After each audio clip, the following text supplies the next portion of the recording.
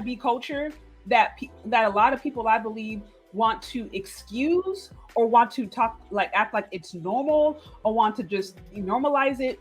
This is the very thing that is continuing to corrupt Black women. This is the very thing that is continuing to undermine the results, and ain't nobody talking about it.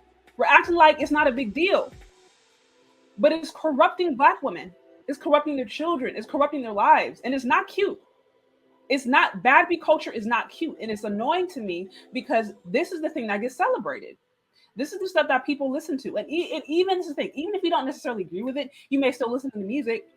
You may still support it. You know what I mean? You may still go to the concerts, but that's ruining not only the image of Black women, but for those who actually buy into that toxic culture, it's creating failed results. It's creating failure, and we should not celebrate failure or excuse failure. Failure needs to be called for what it is. So this weekend in particular, I saw a couple of things to me that were just, I don't even know how to describe it. I'm just like, all I could do was think about when the Messiah said wicked and perverse generation. I used to hear certain verses coming up as a girl, and I never really understood things like, okay, living among a wicked and perverse generation, living among the people that have a hard heart. And I didn't always understand what that meant, but I feel like more recently, I'm starting to see the level of corruption has gotten so deep and has gone so widespread that women are literally walking towards the road of perdition, walking on the road towards hell, and they don't even know it. They don't even recognize that they are destroying their lives actively. They themselves are doing it. It's not even necessarily somebody else. We can't blame it on racism. We can't blame it on the men. We can't blame it on the system. We can't blame it on colorism or darkism. It's us. Some of us are just so in our own sickness that we don't even know that we are active participants in our own demise. And I think it's these kinds of things, this kind of messaging, these kinds of ideas that if go unchecked, like I said, not only do they pervert women, they end up perverting the next generation. And this is what I'm seeing time and time again, and it's sickening.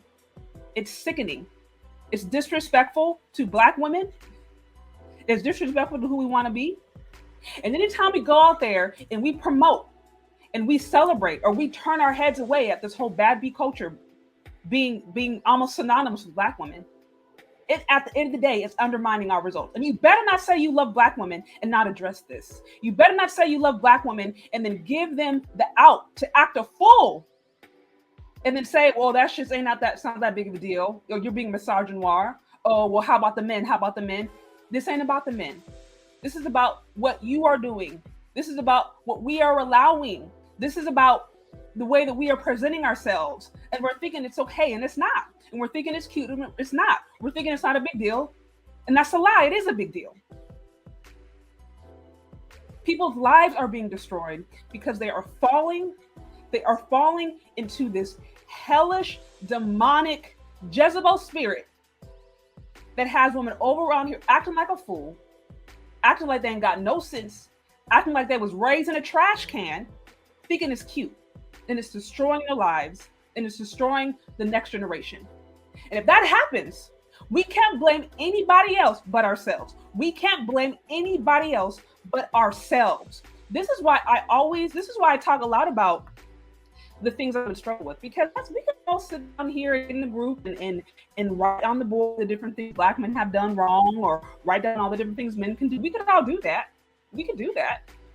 But he who is without fault cast the first stone, right?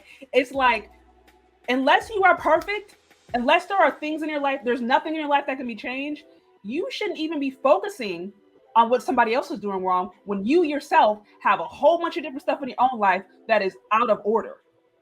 And so it's a lot more fruitful, and it makes so much more sense to first focus on the things that you can do, that I can do, the things that we can control our behaviors, versus go and shift blame to men as a way to avoid responsibility for the different things that we know we have done wrong.